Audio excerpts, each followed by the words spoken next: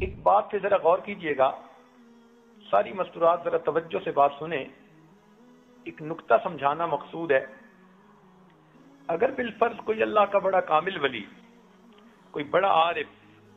کوئی بڑا نیک متقی پاک باز انسان آپ کو یہ بتائے کہ مجھے کشف میں یا خواب میں یہ بتایا گیا ہے کہ اس وقت آپ جو دعا مانگیں گی وہ قبول ہوگی، یہ قبولیت دعا کا وقت ہے، تو یہ بات سن کر آپ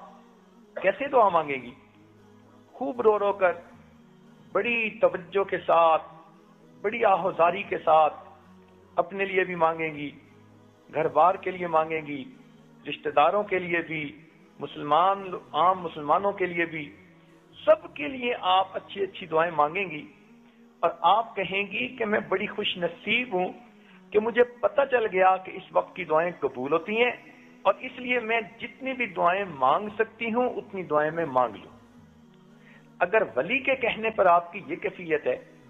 تو ولیوں کے سردار، فرشتوں کے سردار، انبیاء اور رسولوں کے سردار حضرت محمد مصطفیٰ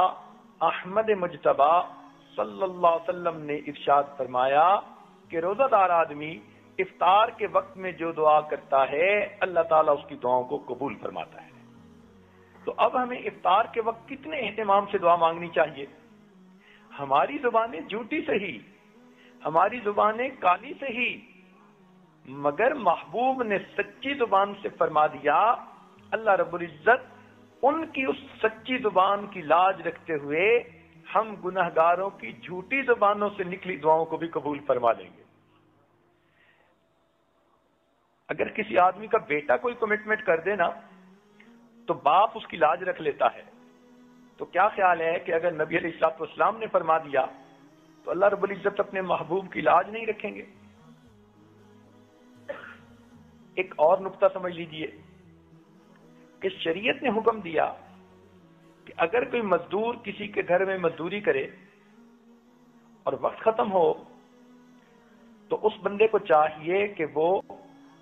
اس کا پسینہ خشک ہونے سے پہلے اس کو مزدوری دے دے۔ اب جب شریعت ہم کمزوروں کو یہ حکم دیتی ہے کہ ہم مزدور کا پسینہ خشک ہونے سے پہلے اس کو مزدوری دے دیں، تو کیا خیال ہے کہ جس بندے نے اللہ رب العزت کے لیے سارا دن مزدوری کی، روزہ رکھا، بھوکا رہا، پیاسا رہا، تکلیف اٹھائی، اب جب اس کی افطاری کا وقت ہوگا تو کیا اللہ تعالیٰ اس کو فوراً مزدوری نہیں عطا فرمائیں گے؟ فرق اتنا ہے کہ جس مزدور کو ہم گھر میں لاتے ہیں کام کرنے کے لیے، ہم اس کے ساتھ مزدوری طے کر لیتے ہیں کہ بھئی اتنا تمہیں دیں گے، تم ہمارا یہ کام کر دو، تو کام کرنے کے بعد ہم اس کو پیمنٹ کر دیتے ہیں۔ لیکن جو بڑے ہوتے ہیں وہ طے نہیں کرتے، وہ کہتے ہیں جتنا کہو گے دے دیں گے۔ اسی لیے اللہ رب العزت نے بھی یہی معاملہ فرمایا کہ اے میرے پیارے محبوب کی امت کے روزے دارو، تم میرے لیے روزہ رکھو، اور جب افطاری کا وقت ہوگا تو میں تمہیں منہ مانگا انعام دوں گا، جو تم مانگو گے میں پروردگار تمہارے مانگنے کے مطابق تمہیں عطا کروں گا۔ مانگنا تمہارا کام ہے اور تمہارے دامن کو بھر دینا یہ میرا کام ہے۔ اس لیے فرمایا کہ روزہ دار کی دعائیں قبول ہوتی ہیں۔ حدیث پاک میں یہ فرمایا، اس کا کیا مطلب؟ کہ اللہ تعالیٰ روزے دار کو افطاری کے وقت میں منہ مانگا انعام عطا فرماتے ہیں۔ اچھا، اگر کوئی بندہ اس وقت انعام مانگے ہی نہ تو اس کو کیا ملے گا؟ اور ہماری عورتوں کا، بہت ساریوں کا یہی حال کہ افطاری کی چیزیں بنانے میں اور دسترخوان سجانے میں ایسی مشغول ہو جاتی ہیں کہ ان کو بتانا پڑتا ہے کہ جی روزے کی افطاری کا وقت ہو چکا، اب تم بھی افطار کر لو۔ اس کا مطلب ہے کہ یہ وہ مزدور ہے جس نے مزدوری تو کی، مگر جب دینے والے نے کہا کہ کتنا چاہیے تو اس کو مانگنا ہی یاد نہیں تھا۔ اس سے بڑی غفلت اور کیا ہو سکتی ہے؟ عورتوں کو چاہیے کہ اپنے خامدوں کو یہ بات سمجھائیں کہ افطاری کی ہر چیز آدھا گھنٹہ وقت سے پہلے تیار ہو کر دسترخوان پہ پہنچ جائے گی، اور آخری آدھا گھنٹہ بجائے اس کے کہ ہم کچن میں چولہے پہ کھڑی ہوں اور کبھی ایک چیز تلی جا رہی ہے، کبھی دوسری چیز پک رہی ہے، اس میں لگنے کی بجائے یہ آدھا گھنٹہ، یہ 20 منٹ، یہ 15 منٹ مصلی پر بیٹھ کر اللہ رب العزت سے دعائیں مانگیں۔ عورتیں اپنے گھر کے سب بچوں کو اپنے پاس بٹھا لیا کریں اور معصوم بچوں کو کہیں کہ وہ بھی ہاتھ اٹھائیں اور دعا مانگیں۔ اگر بڑوں نے گناہ کیے تو چھوٹے تو معصوم ہیں، کیا پتا ان کے معصوم ہاتھوں کے اٹھنے پر ہی اللہ کو رحم آ جائے اور اللہ تعالیٰ آپ کی دعاؤں کو قبول فرما لے۔ تو اس لیے عورتوں کو چاہیے کہ افطاری کے اس وقت کی قدر کریں، اور اگر کسی گھر میں ایک ہی عورت ہے اور اس کے لیے کھانا پکانا بنانا بھی ضروری ہے تو دعا تو دل سے مانگی جاتی ہے، ہاتھ سے تو نہیں مانگی جاتی۔ ہاتھ کام کاج میں مشغول ہوں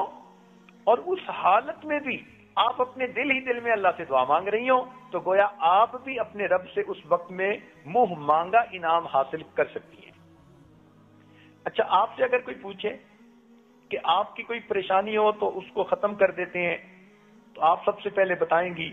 جی میری یہ بھی پریشانی، یہ بھی پریشانی، یہ بھی پریشانی، ایک فہرست گنوا دیں گی پریشانیوں کی، اور پھر کہیں گی کہ اگر یہ سب پریشانیاں ختم ہو جائیں تو بس مجھے سکھ کا سانس نصیب ہو جائے۔ تو جب اللہ تعالیٰ منہ مانگا انعام دینا چاہتے ہیں تو آپ افطاری کے وقت میں اپنے سب دکھ، اپنے سب غم، اپنی سب پریشانیاں اپنے رب کو سنایا کریں، اپنے رب کے سامنے پیش کیا کریں۔ سارا سال جو آپ دوسروں کے سامنے اپنے دکھڑے روتی ہیں، خامد اچھا سلوک نہیں کرتا، مجھ پہ توجہ نہیں دیتا، خامد کی توجہ باہر کسی طرف ہے، خامد کاروبار نہیں کرتا، اگر یہ دکھڑے آپ نے سارا سال مخلوق کے سامنے کرنے ہیں تو مخلوق تو خود محتاج ہے، جس کے سامنے آپ دکھ کہہ رہی ہوتی ہیں وہ خود دکھوں والی ہوتی ہے،